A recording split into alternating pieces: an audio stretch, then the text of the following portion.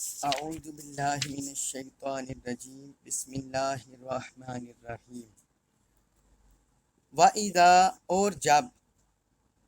مسا پہنچتی ہے، مسا پہنچنا، چھونا،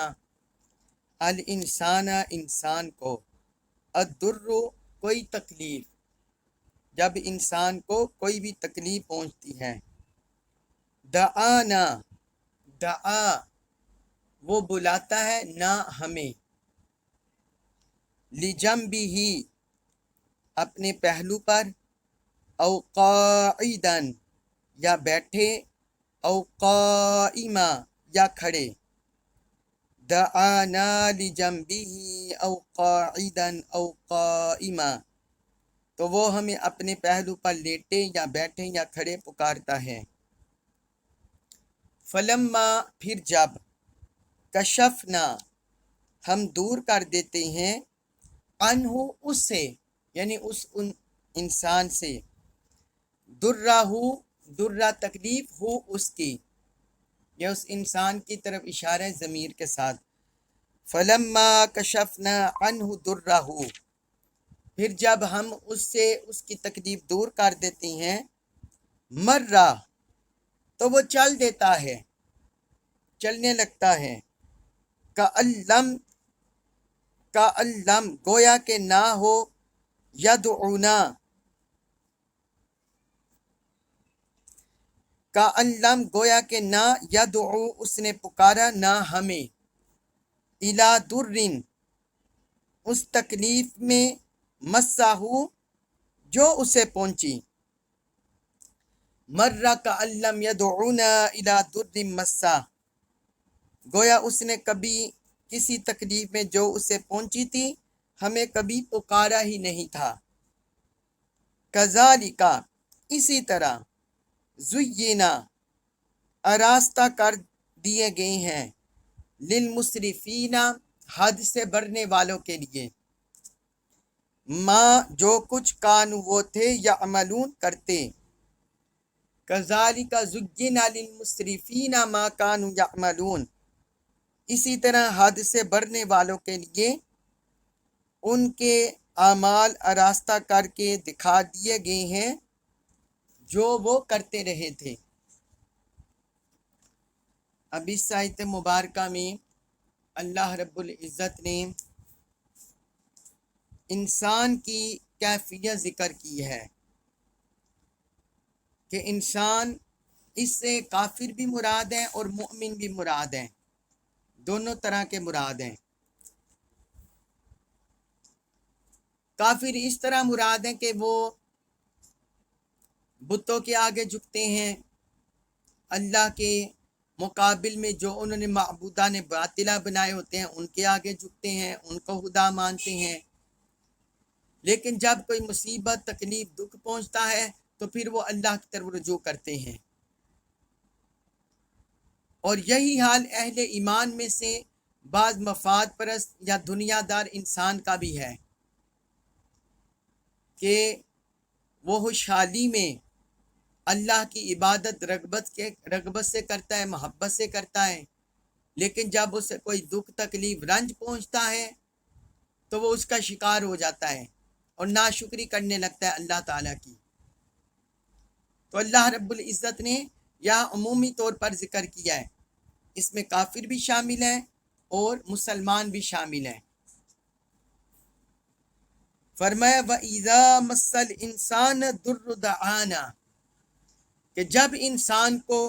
کوئی بھی تکلیف پہنچتی ہے، دعانا لجنبہ او قاعدا او قائما تو وہ ہمیں پکارتا ہے، ہمیں بلاتا ہے، ہماری طرف رجوع کرتا ہے، پہلو کے بل بھی، بیٹھ کر بھی اور لیٹ کر بھی۔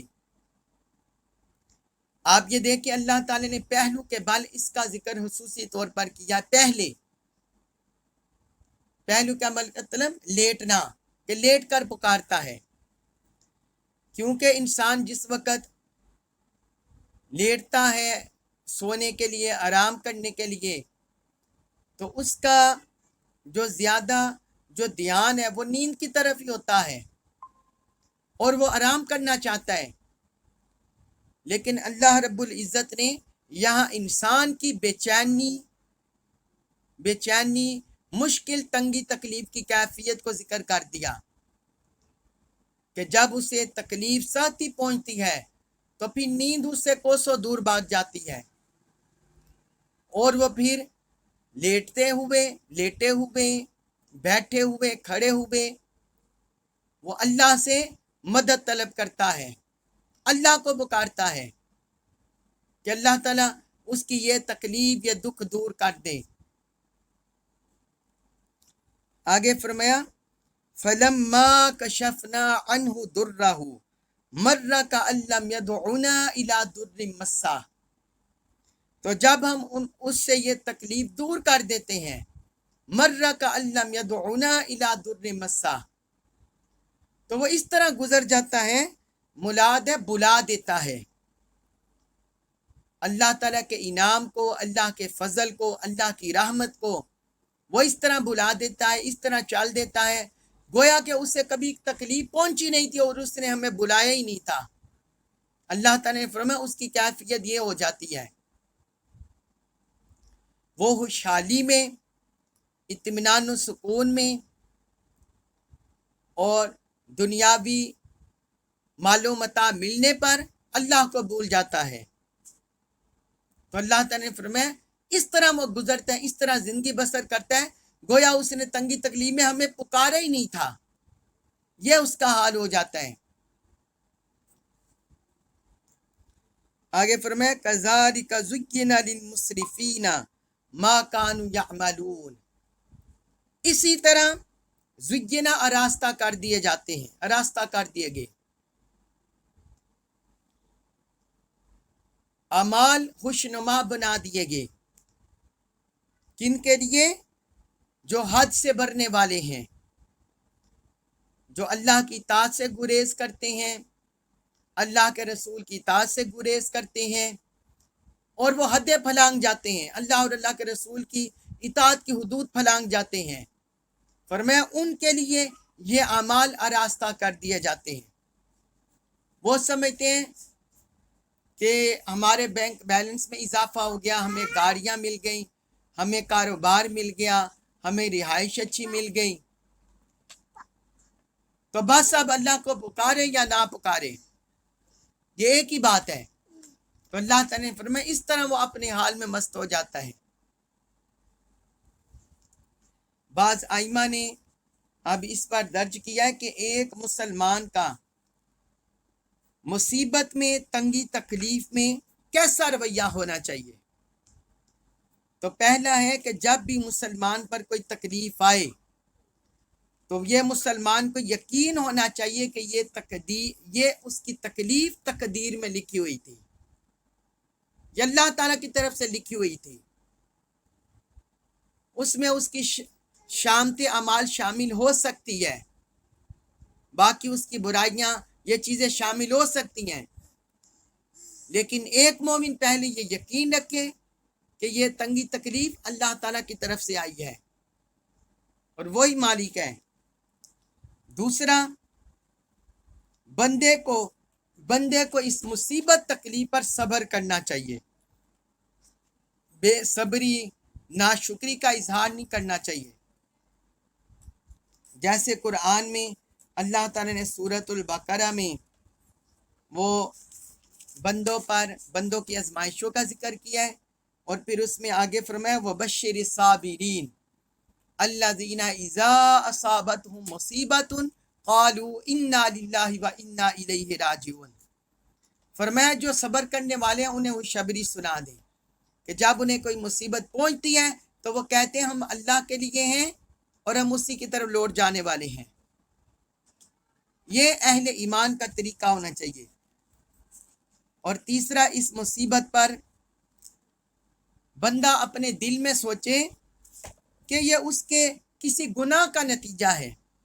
یہ جو اس پر مصیبت آئی ہے، تنگی تکلیف آئی ہے، وہ سمجھے یہ اس کے کوئی گناہ کا نتیجہ ہے، لہٰذا اللہ کی بارگاہ میں گر گرا کر توبہ کرنی چاہیے۔ اس کا بھی ذکر اس طرح قرآن میں سورہ شورى آیت نمبر 30 اس میں فرمایا ما اصابکم من مصیبت فَبِمَا كَسَبَتْ أَيْدِيكُمْ وَيَعْفُو عَنْ كَثِيرٍ، تم کو جو بھی کوئی مصیبت پہنچتی ہے تو وہ تمہارے ہی ہاتھ کی کمائی کی وجہ سے پہنچتی ہے، اور وہ بہت سی خطاؤں کو تو معاف کر دیتا ہے اللہ تعالیٰ۔ اس کے بعد چوتھا رد عمل ہے کہ بندے پر جب کبھی مصیبت، تنگی، تکلیف آئے تو وہ یہ سوچ کر اللہ کی بارگاہ میں شکر بجا لائے کہ اس تنگی، تکلیف کے وجہ سے، دکھ کی وجہ سے اللہ تعالیٰ ان کے وجہ سے اس کے گناہوں کا کفارہ بنا دے گا، یہ تنگی تکلیف اس کے گناہوں کا کفارہ بن جائے گی۔ اس بارے میں بھی حدیث ہے، ام المومنین حضرت عائشہ صدیقہ رضی اللہ عنہ بیان کرتی ہیں کہ رسول اللہ صلی اللہ علیہ وسلم نے فرمایا، مسلمان کو کوئی کانٹا چبھے یا اس سے زیادہ کوئی تکلیف ہو تو اللہ اس تکلیف کی وجہ سے اس کا ایک درجہ بلند کرتا ہے اور ایک گناہ مٹا دیتا ہے۔ یہ صحیح البخاری میں حدیث ہے، حدیث نمبر 5647، اور صحیح مسلم میں بھی ہے، حدیث نمبر 2572۔ اور حضرت ابو سعید خدری رضی اللہ عنہ سے مروی حدیث ہے، رسول اللہ صلی اللہ علیہ وسلم نے فرمایا، جس مسلمان کو کوئی مصیبت پہنچے، خواہ وہ تھکاوٹ کی وجہ سے ہو، غم ہو یا قرض ہو یا بیماری ہو، حتیٰ کہ کسی بھی کام کی کوئی فکر ہو جس کی وجہ سے وہ پریشان ہو، تو اللہ تعالیٰ اس مصیبت کو اس کے گناہوں کا کفارہ بنا دیتا ہے۔ اللہ اس مصیبت کو اس کے گناہوں کا کفارہ بنا دیتا ہے۔ یہ صحیح البخاری میں حدیث ہے، حدیث نمبر 5641، اور صحیح مسلم میں بھی ہے، حدیث نمبر 2573۔ اور پھر پانچواں اس والے سے ہمیں قرآن و سنت سے جو تعلیم ملی ہے، پانچواں یہ رد عمل ہونا چاہیے کہ مصیبت، تنگی، تکلیف پر اللہ کی بارگاہ میں رجوع کرنا چاہیے، دعا مانگنی چاہیے، گر گرا کر رب سے مانگے۔ اس کا بھی ذکر قرآن میں سورۃ الاعراف آیت نمبر 55، اس میں فرمایا ادعوا ربکم تضرعا وخفیا، اپنے رب سے گر گرا کر اور چپ کے دعا کیا کرو۔ اور چھٹا رد عمل یہ بندے کا ہونا چاہیے کہ وہ جب مصیبت پہنچے تو بندہ مصیبت کو دور کرنے کی دعا کی بجائے قرآن مجید کی تلاوت میں مشغول ہو جائے، جو قرآن مجید کی تفسیر ہے اس میں مشغول ہو جائے، اور جو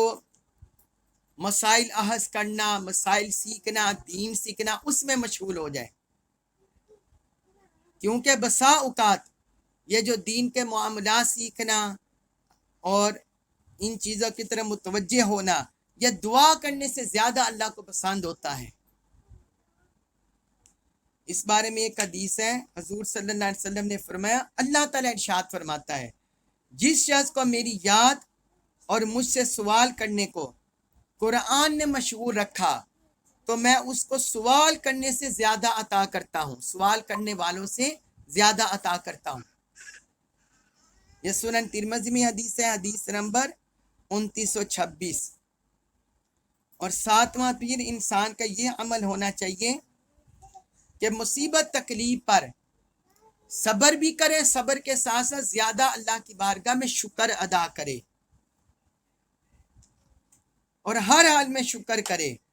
کیونکہ شکر کرنے سے نعمت میں اضافہ ہوتا ہے اور ناشکری کرنے سے نعمت کا زوال ہوتا ہے۔ اس لیے اللہ تعالیٰ کی بارگاہ میں شکرانہ بجا لیں، یا اللہ اگر یہ تو تنگی تکلیف لائے ہیں تو اتنے میرے معاملات میں تو نے اتنی مجھے نعمتیں عطا کی ہوئی ہیں۔ اس لیے بندہ اللہ کی بارگاہ میں شکرانہ میں کمی نہ کرے، اس میں اور اضافہ کر دیں۔ تو یہ مفسرین نے 7 جہتیں بیان کی ہیں مصیبت اور تکلیف کے وقت جو ایک مسلمان کا عمل ہونا چاہیے۔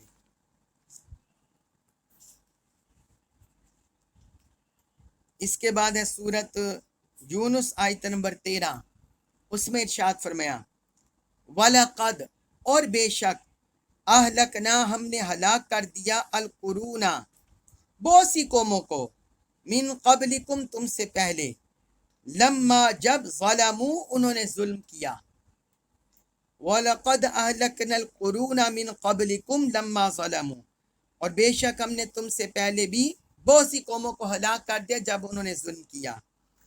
وَجَاءَتْهُمْ، وَجَاءَت اور آئے ہم ان کے پاس، رسول ہم ان کے، بالبیناتی واضح نشانیوں کے ساتھ،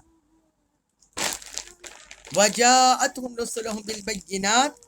اور ان کے رسول ان کے پاس واضح نشانیاں لے کر آئے، وما کانوا لیؤمنوا، وما کانوا اور نہ تھے وہ، لیؤمنوا ایمان لانے والے، وما کانوا لیؤمنوا اور وہ ایمان لاتے ہی نہ تھے، کذالک اسی طرح، نجزی ہم سزا دیتے ہیں، القوم لوگوں کو، المجرمین مجرم، کذالک نجزی القوم المجرمین اسی طرح ہم مجرم قوم کو سزا دیتے ہیں۔ اب اس آیت مبارکہ میں اللہ رب العزت نے یہ ذکر کیا ہے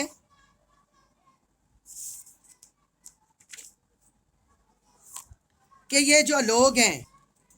یہ اپنے جھوٹے مطالبے کرتے چلے آ رہے ہیں،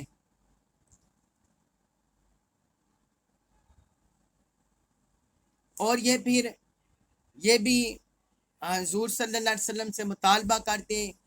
کہ اگر ہم جھوٹے ہیں اور آپ سچے ہیں تو ہم پر اللہ کوئی عذاب لے آئے، جو ہم پچھلی آیات میں بھی پڑھے ہیں اور قرآن میں اور مقامات پر بھی پڑھے ہیں۔ تو اس طرح وہ معاذ اللہ اللہ تعالیٰ کی قدرت کو اور حضور صلی اللہ علیہ وسلم کی رسالت کی حقانیت کو چیلنج کرتے، لیکن چونکہ آقا علیہ الصلوۃ والسلام کی وجہ سے اللہ تعالیٰ کا خاص کرم ہے،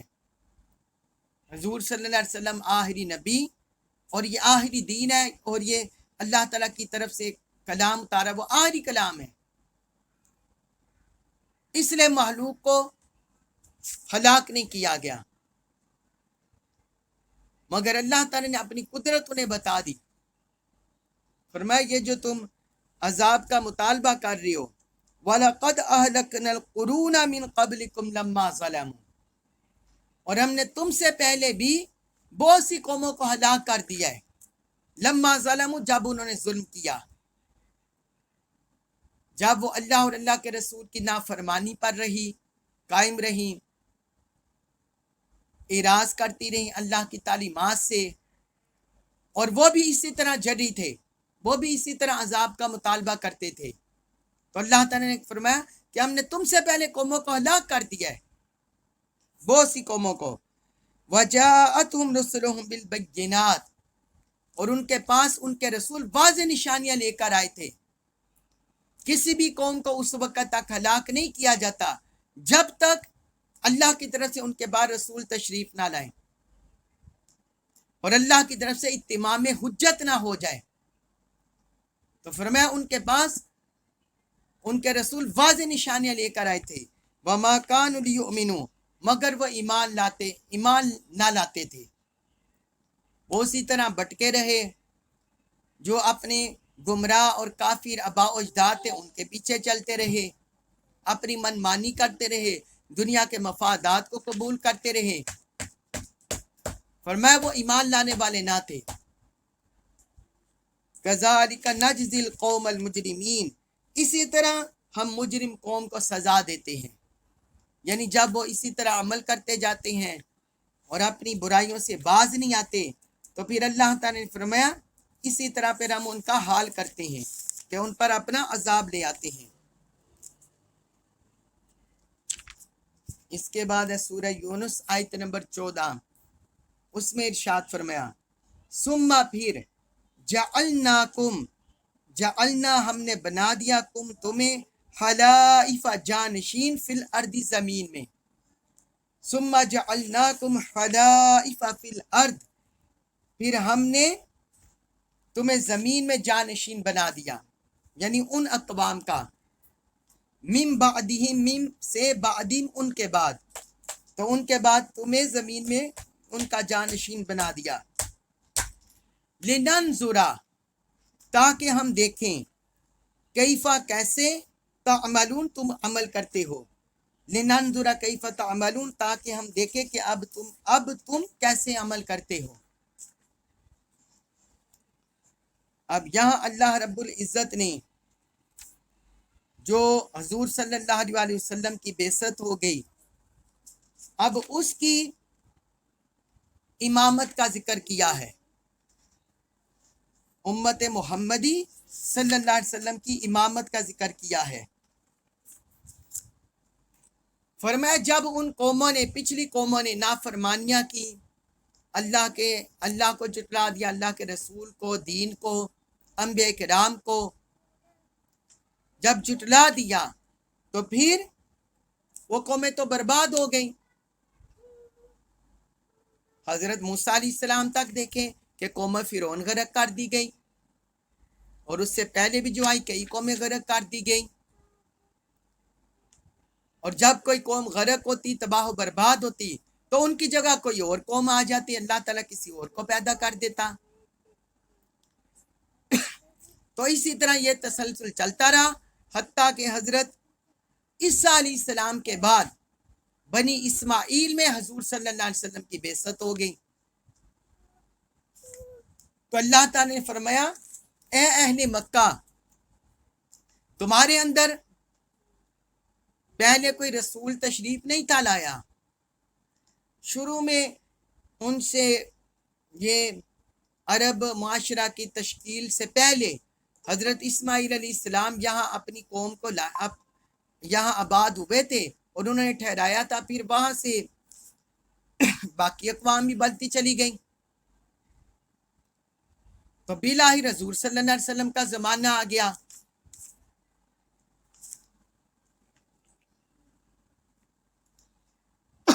हजूर सल्लल्लाहु अलैहि वसल्लम का जमाना आ गया तो फरमाया कि फिर अल्लाह ताला ने उनके बाद तुम्हें जमीन में जानशीन बना दिया, अपनी तालीमात का और अपने रसूल सल्लल्लाहु अलैहि वसल्लम को अपना खलीफा बनाकर भेज दिया। और यह किस लिए किया? लिनंजुरा कैफ़ तअमलून, ताकि हम देखें कि तुम कैसे अमल करते हो, यानी तुम्हारे अमाल को देखें, तुम्हारे अमाल को परखें, तुम्हारे अमाल की आजमाइश करें। गुज़िश्ता अंबिया किराम जो तशरीफ लाए और जो दीन लेकर आए, जो तालीमात लेकर आए, वो भी उम्मत की आजमाइश के लिए था कि उम्मत इस पर अमल करती है या नहीं। तो यहाँ भी अल्लाह ताला ने फरमा दिया, ये जो कुरान उतरा है और मेरा रसूल सल्लल्लाहु अलैहि वसल्लम तुम्हारे पास आ गया है और दीन आ गया है, इसलिए ताकि हम देखें कि तुम कैसे अमल करते हो। अब आपने गुमराह अबा अजदाद के पीछे जाते हो, काफिर अबा अजदाद के पीछे जाते हो, या अहले इस्लाम, अहले ईमान अबा अजदाद के पीछे जाते हो, अल्लाह की तालीमात के पीछे जाते हो। फरमाया अब तुम्हारी ये आजमाइश होगी, अब तुम्हें परखा जाएगा। अल्लाह तबारक व तआला से दुआ है कि अल्लाह ताला हमें इन कुफरिया और जो बद अकीदे हैं और बातिल नज़रियात हैं, अल्लाह ताला हमारी इनसे हिफाजत फरमाए, हमें कामिल अहले ईमान के ज़ुमरे में शामिल फरमाए, कुरान मजीद का कामिल फ़हम नसीब फरमाए और हमें इस पर अमल पैरा होने की तौफीक अता फरमाए। वमा अलैया इल्लल बलागुल मुबीन।